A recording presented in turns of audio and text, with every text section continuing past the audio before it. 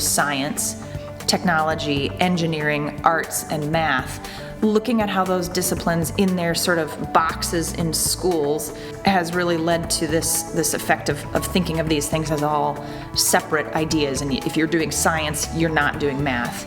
But in the STEAM course, we help students see that actually all of these 5 disciplines have similar approaches to problem solving, and that we really can't tackle the world's biggest and most pressing problems without using ideas and without using skills from each of the disciplines. This course is labeled a math course because of the overall focus on problem solving. So they need to spend some time really understanding what a problem is and what sub-problems are involved, and how this interconnectedness between this cause and this effect, and who does it impact, and what is the real problem. So if we say there's a problem with flooding in Evanston, well, what does that mean? Does it mean sewers are overflowing? Does it mean there's too much rain? Does it mean there's not enough infrastructure? So what really is the problem is at the heart of the skills we do.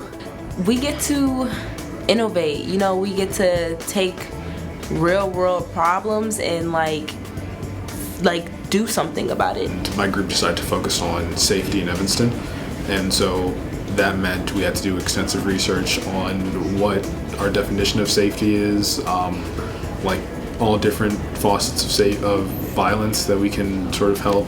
We had to set up a meeting with the chief of police. We went to go talk to him. We went all around the city gathering data and stuff like that. So yeah, that's probably the most challenging part. So the STEAM Design Thinking and Innovation class came about because as we were looking at lots of different programs at Northwestern that were innovating and thinking across disciplines and thinking about how to prepare students to solve complex problems, we wanted to create something similar at the high school level. When we look at really innovative companies like your Apple and your Google, they are changing the way that they hire, the kind of folks that they want on their team. I'm very interested in environmental sciences, environmental studies, and all the economic and social aspects of it, because they're in the environmental field. It's always changing and always evolving. And after taking this class now, I am more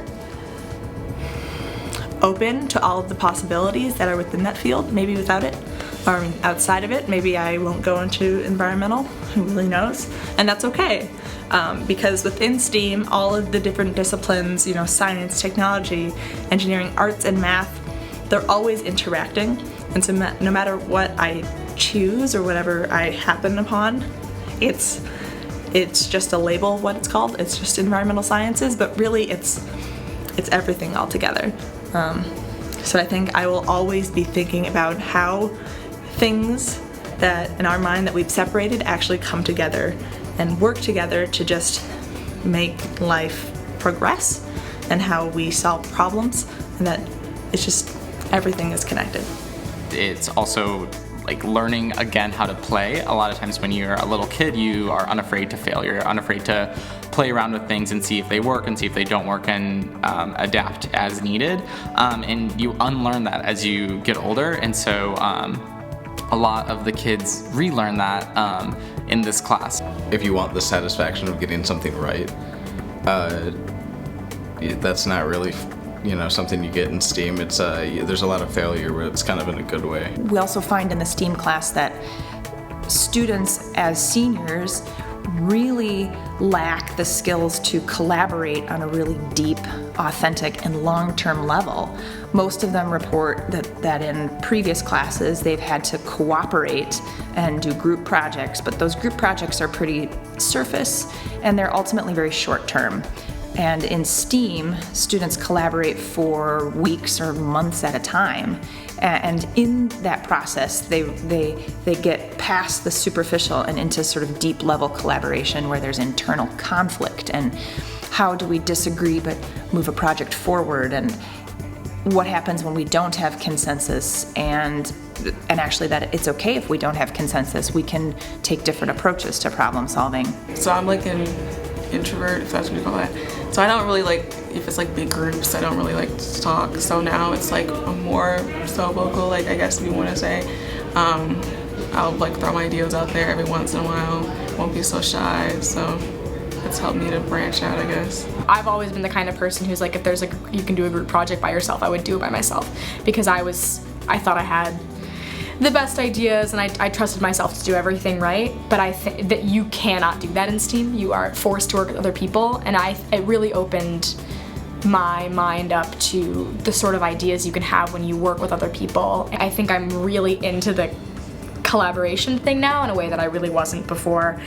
In the end, you are a group and you are all in this together, and that you guys being enemies is not going to help you guys get a great outcome in the end, because even though you two might not work together, you know, in other situations, you guys can make it work in this class. That's one of the things that I like about this class, is like, even if you don't have people that you really like you can make something amazing.